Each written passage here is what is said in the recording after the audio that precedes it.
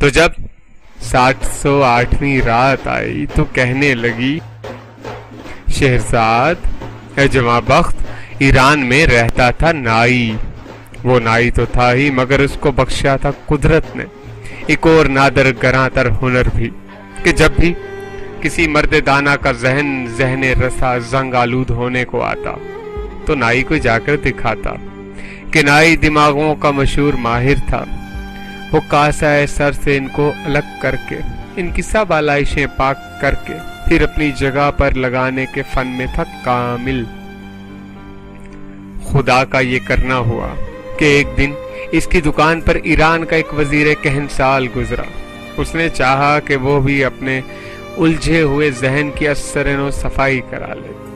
کیا کاسہ سر کو نائی نے خالی، ابھی وہ اس سے صفائی کرنے لگا تھا کہ ناگہاں آ کر کہا ایک خواجہ سرا نے، میں بھیجا گیا ہوں جناب وزارت پناہ کو بلانے۔ وہ اس پر سراسیما ہو کر جو اٹھا، وزیر ایک دم رہ گیا پاس دلاک کے مغز اس کا۔ وہ بے مغز سر لے کر دربار سلطان میں پہنچا، مگر دوسرے روز جو اس نے نائی سے تقاضا کیا وہ کہنے لگا، کل جب پڑوسی کی بلی جناب وزارت پناہ کے دماغی فلک راز کو کھا گئی، اور اب حکم سرکار ہو تو کسی اور حیوان کا مغز لگا دوں۔